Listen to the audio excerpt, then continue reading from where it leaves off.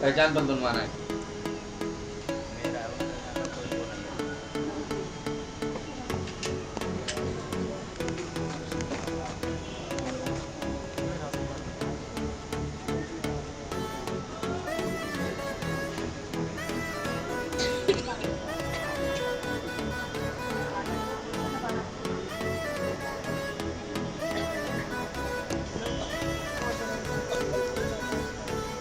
कौन सी क्लास में आप? 7th में। कहाँ पढ़ रहे हैं आप? विजय पार्क में पढ़ रहे हैं। पापा का सर्टिफिकेट, डेथ सर्टिफिकेट जी मना कर रहा है, कह रहा नहीं है, फॉर्म नहीं है हमारे पास। EWS। कौन से स्कूल गई थी आप? इसमें भगवान दास में गई थी और विक्टर में गई थी। ठीक, आपको भी बताएंगे।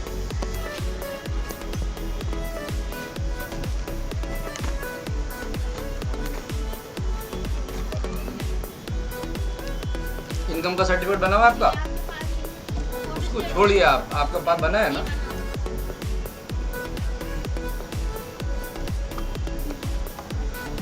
क्या कराना है? हमारा 4 साल है, इसके राशन। ठीक, मैं भी बताऊंगा इसके बारे में।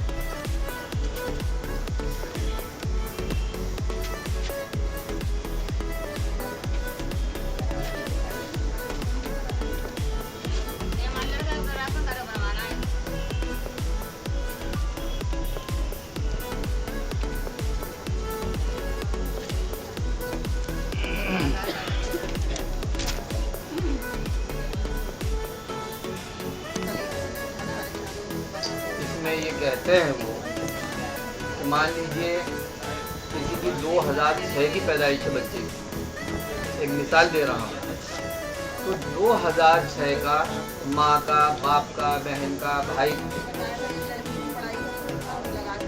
क्या आप क्या कहता है वो? आप मेरी बात कराइएगा उससे, आप अपना मोबाइल लेके जाइएगा, मेरी बात कराना उससे, और वो परेशान करा जान के आपको। मैंने आपसे क्या कहा आपसे?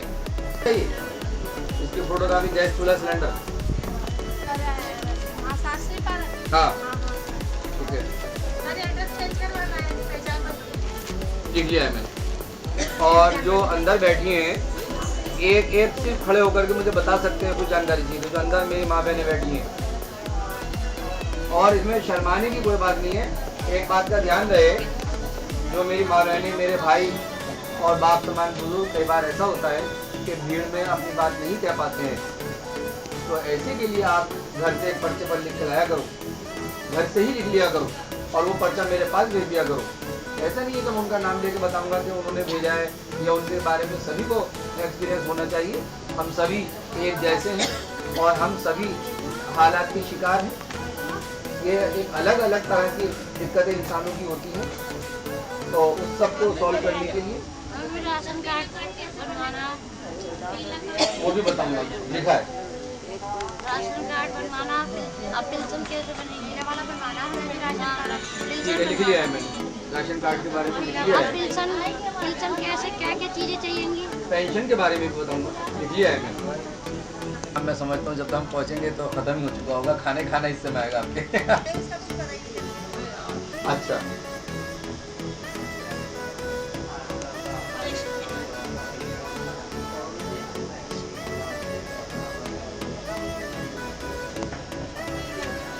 पीला, अभी बताता हूँ उसके बारे में। बैठ जाइए आप बैठ जाइए, आपके पीछे से बात करनी है। जी बोलिए आप प्लीज। वो हम बताएंगे आपको इनकम के फायदे।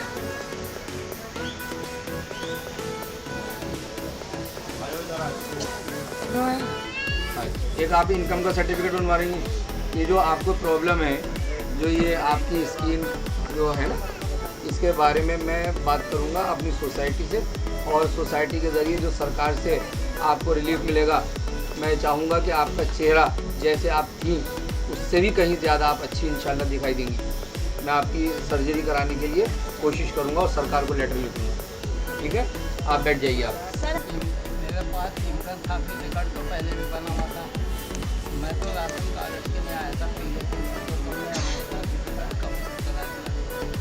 तो वो 2 बन गए। वो कब बनवाया था? डेट खत्म हो गई थी उसकी? कितना टाइम हो गया बना उसको? हाँ तो खत्म हो गया, वो नहीं बनेगा। देखिए अब नया बन चुका, बनवा लिया। मैं लाडली स्कीम के बारे में बताऊंगा आपको, बैठ जाइए आप। सभी मेरे हिंदू बहन भाई और बाप समान बुजुर्ग सभी को मेरा आदाब। सभी मेरे मुसलमान माँ बहन भाई सभी को अस्सलाम वालेकुम। देखिए ये हर हफ्ते की मीटिंग है, और हर हफ्ते की मीटिंग क्यों है? क्या आपको जानकारी हो जाए। जैसे आप देखते हैं हम बच्चों को स्कूल भेजते हैं, और स्कूलों में किस लिए भेजते हैं कि बच्चा हमारा पढ़े, पहचाने कि ये क्या अल्फाज हैं। जब बच्चा हमारा स्कूलों में जाता है और जा कर के वो ABCD पढ़ता है, या हिंदी में छोटा आ बड़ा आ छोटी ई बड़ी पढ़ता है, या अलिफ बेते पढ़ता है, और उससे उसकी शुरुआत होती है। उसे कुछ मालूम नहीं होता है, और जैसे जैसे वो जान जाता है, पढ़ाई लिखाई जब वो समझ जाता है कि ये हम मिलाकर अल्फाजों को कैसे लिखना है, जब वो सीख जाता है, उसके बाद हमारी पढ़ाई शुरू होती है कि हमें जब हम आगे चलेंगे, हम किताबें पढ़ेंगे, उसके अंदर सारे एक्सपीरियंस लिखे होते हैं, पूरी जानकारी लिखी होती है। हम पढ़ पढ़ के सारे एक्सपीरियंस ले लेते हैं। लेकिन हमारे साथ क्या हुआ है, हम पढ़ नहीं पाए, और सोने पे सुहागा कि हम गरीब नहीं, फिर हमें कुछ आता नहीं। तो एक तरह से जो आप यहाँ आए हो, आप ऐसा समझ लीजिए कि जैसे आप किसी स्कूल में आए हैं और कोई टीचर आपको समझा रहा है। यहाँ कोई राजनीति का माहौल नहीं है। मैं आप लोगों से ना मुझे नोट चाहिए, ना मुझे वोट चाहिए, मुझे चाहिए तो सिर्फ आपकी दुआएं चाहिए। मुझे अल्लाह को राज़ी रखना है, और अल्लाह कब राज़ी होगा? जब मैं आपको आपकी दुआएं लूँगा, आप मुझसे खुश होंगे, आपके काम होंगे, आपके दिलों से दुआएं निकलेंगी, तो अल्लाह मुझसे राज़ी हो जाएगा। और जब अल्लाह राज़ी होगा तो दुनिया राज़ी रहती है, और जब अल्लाह नाराज़ हो जाता है तो सगे भी पराए हो जाते हैं। बहुत दुख के हम शिकार हो जाते हैं अल्लाह की नाराज़गी से। तो अल्लाह को राज़ी रखने के लिए मैं चाहता हूँ कि आपके दुख दूर हों। और ये दुख कैसे दूर होंगे? ये दुख इस तरह दूर होंगे, जब हम दुनिया में आए हैं, जिस तरह हम दुनिया में आते हैं और बिल्कुल नंगे आते हैं, और दुनिया में आने के बाद ही कपड़ा मिलता है, हमारा जिस्म ढकता है। दुनिया में जब बच्चा आता है, इसी तरह हमारा कारोबार होता है, हमारी पढ़ाई लिखाई होती है। अगर हम पढ़ने जाते हैं तो अलिफ बेते से शुरू होता है। कोई रोज़गार करने जाते हैं तो रोज़गार के लिए भी हम काम सीखने जाते हैं, अनजान होते हैं। और जब हमें कारोबार आ जाता है तो हमारी तनख्वाह भी लग जाती है, और हमें पैसा मिलने लगता है, हमारा रोज़गार हो जाता है। और अगर हमारी पढ़ाई लिखाई हो जाती है, अगर हमने सही ढंग से पढ़ाई लिखाई कर ली, तो हमारी नौकरी भी लग जाती है, हमें रोज़गार मिल जाता है। लेकिन कब मिलता है ये? जब हमारे पास सरकारी प्रूफ होते हैं, राशन कार्ड होगा, पहचान पत्र होगा, बैंक का अकाउंट होगा, आधार कार्ड होगा, जनगणना कार्ड होगा, पासपोर्ट होगा। सारे सरकारी प्रूफ हमारे पास होने चाहिए, जब ही हमारी कहीं नौकरी लगेगी। और सारी चीज़ें यही जब हमारे पास होंगी तो तभी हम कोई बिजनेस कर पाएंगे, कोई कारोबार कर पाएंगे। अगर हम कोई लाइसेंस बनवाने चले जाते हैं, या किसी बच्चे का एडमिशन कराने चले जाते हैं, राशन कार्ड लाइए, पहचान पत्र लाइए, हर जगह ये चीज़ चाहिए। जिसके पास इस कोई चीज़ नहीं है तो आप बनवाइए, नाजिर भाई का सहारा लेके बनवाइए।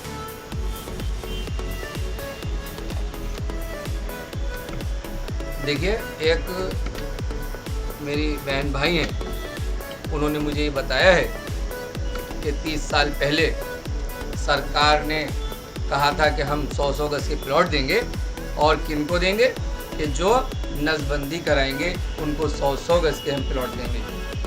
तो उन्होंने नसबंदी भी करा ली, और आपका कहना है कि उन्हें 100 गज का प्लॉट नहीं मिला है, और 30 साल हो चुके हैं। देखिए, हमारे जो देश का कानून, हमारे जो हिंदुस्तान का कानून है, उसके अंदर कुछ नियम होते हैं। अगर हमारा हक हमें नहीं मिल रहा है तो हमें अगर हमें प्लॉट नहीं मिला था तो हमें 3 साल के अंदर अंदर वहाँ नोटिस भेजना था और नोटिस भेजने के बाद हमें कोर्ट का सहारा लेकर उनको तलब करना था। अब 30 साल हो चुके हैं, अब कोई केस करने का फ़ायदा नहीं है, आपकी फ़ाइल बंद हो गई है, क्योंकि आपको कोई बताने वाला नहीं था। कोई भी केस उसकी टाइमिंग होती है। मान लीजिए हमारा कोई कोर्ट में केस चल रहा है तो 3 साल के अंदर अंदर, कुछ केस ऐसे होते हैं जो 3 महीने के अंदर अंदर हमें अपील करनी होती है, हमें एप्लीकेशन लगानी होती है, जब जज सुनता है।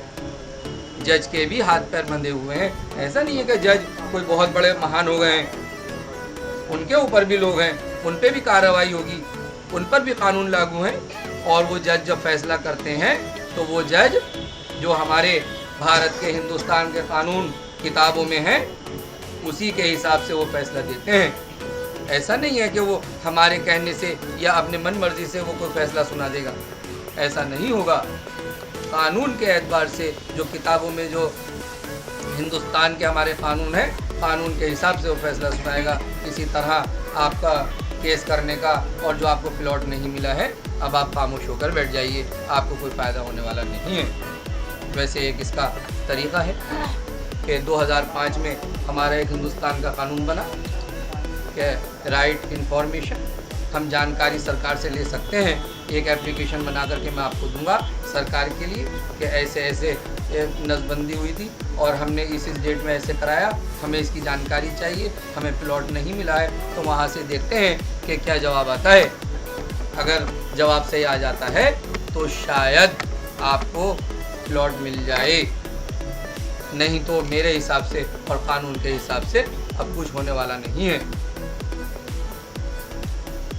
एक भाई ने 1 लाख का लोन लिया था और HDFC बैंक से लिया था। मल्टीनेशनल बैंक बोलते हैं, ये प्राइवेट बैंक है। यहाँ से 1 लाख का लोन लिया था और मैंने उनके सारे पेपर चेक कर लिए हैं। आपने 1 लाख का लोन तो लिया है, लेकिन आपने कुल 85,000 रुपया बैंक को दिया है।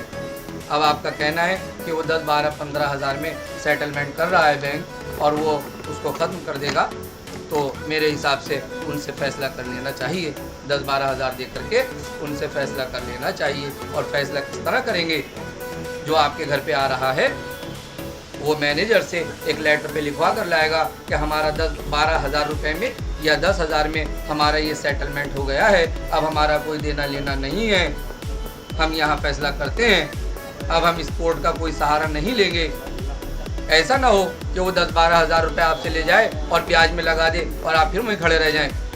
उनसे लेटर आप ले लीजिएगा, ज़रूर लेटर लेकर के लिखें। वो लड़का में लेटर लेकर आएगा और उस लेटर में लिखा होगा कि हम इतने पैसे में आपसे फ़ैसला कर रहे हैं और हमारा अब कोई लेना देना नहीं है। अगर कोई पढ़ा लिखा है, कोई समझदार है और किसी पे आपको भरोसा है तो वो लेटर उसको पढ़वाएं, और नहीं तो मेरे पास लेकर आएँ, मैं देखकर आपको बता दूँगा।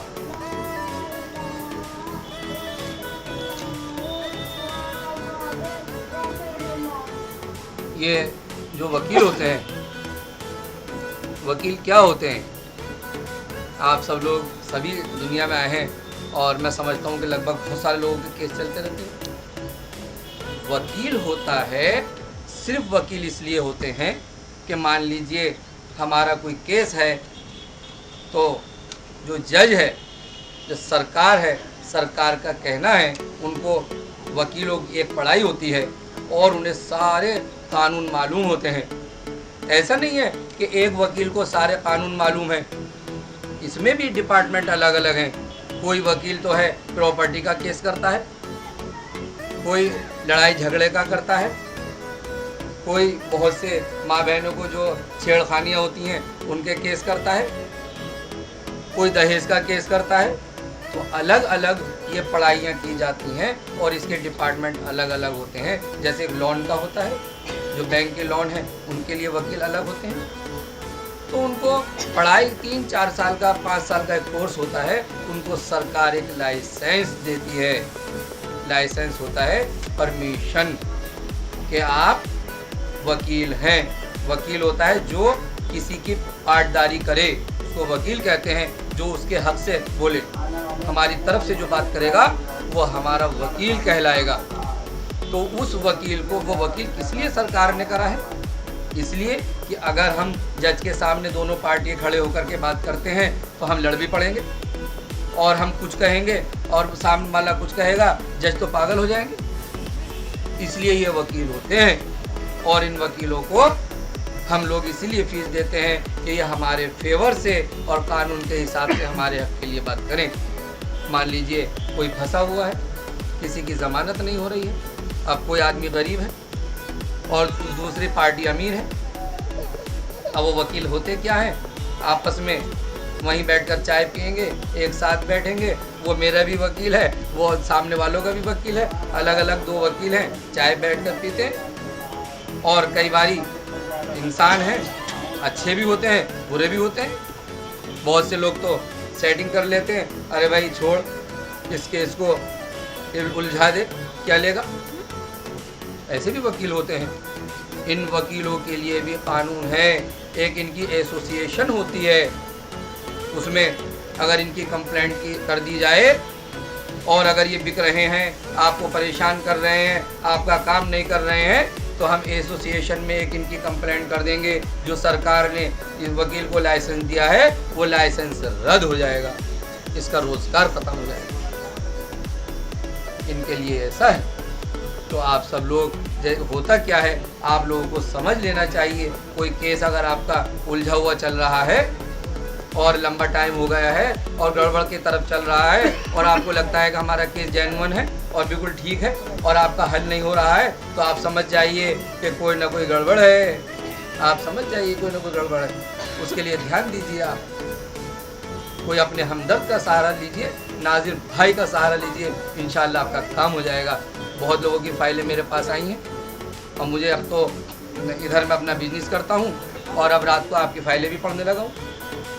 किसी की कोई फाइल है, कोई परेशान है, उनको देख करके देखता हूँ कि क्या दिक्कत आ रही है। कुछ मेरी समझ में नहीं आता है तो हमारे जो हमदर्द, जो सरकारी वकील हैं, उनको दिखाया जाता है कि इसमें क्या दिक्कत है, क्या मामला है। तो बहुत से लोगों की ज़मानतें भी हो गई हैं जिनकी नहीं हो रही थी। बहुत से मेरी माँ बहन भाइयों पे गलत तरह के केस लगे हुए थे और वो भी माशाल्लाह हल हो गए हैं, एक मशवरे से हल हो गए हैं। हम कोई काम करते हैं तो मेहनत कम नहीं होती है, उसमें फुल मेहनत होती है। और बहुत से काम तो ऐसे हैं कि इतनी मेहनत हम करते हैं, इतनी मेहनत हम करते हैं और गधों से भी कहीं ज़्यादा हम मेहनत करते हैं, और शाम को कोई 100 रुपये लेके घुसते हैं। और जो प्लानिंग से काम करते हैं, जो सरकार का सहारा लेकर काम करते हैं, वो हज़ारों रुपए कमाते हैं। उनकी मेहनत और प्लानिंग, एक्सपीरियंस से वो कमाते हैं। तो हमें सबको जब एक्सपीरियंस होगा तो इंशाल्लाह हमें कोई दिक्कत नहीं आएगी। और आधार कार्ड, कोई ना कोई दिल्ली का आईडी, कोई भी हो, कोई ना कोई दिल्ली की आईडी और लाइट का बिल हमारा आधार कार्ड बन जाएगा। और जिनके पास कोई प्रूफ ही नहीं है, मेरी माँ बहने भाई ऐसे भी हैं तो कहते हैं कि कोई प्रूफ ही नहीं, जिनके पास कोई प्रूफ नहीं है, मालिक मकान का लाइट का बिल, मालिक मकान का पहचान पत्र, और जिस एरिया के हम हैं वहाँ एमएलए साहब का एक लेटर, वो लेटर पे लिखते हैं, जो एमएलए साहब लेटर देते हैं, आप लोग बनवा कर लाते हो ना, फोटो लगवा कर अटैच कर जो आप लाते हैं, तो वो एमएलए साहब क्या लिखते हैं उसमें। एमएलए हमारे पूरे विधानसभा के हमारे सरपरस्त हैं, जैसे एक परिवार का मुखिया जो बाप होते हैं, जैसे किसी मेरी माँ बहनों के जो घर में हम मुखिया होते हैं, जैसे राशन कार्ड है और राशन कार्ड एक मर्द के नाम से है, उसकी बीवी का भी नाम है, उसके बच्चों का भी नाम है, और वो आदमी जो है उसके हाथ में डोर है, पूरे परिवार को संभाल रहा है। इसी तरह एक एमएलए होता है और हम अपने एमएलए साहब का परिवार है और उनको सरकार मानती है, गवर्नमेंट के आदमी है, एमएलए है।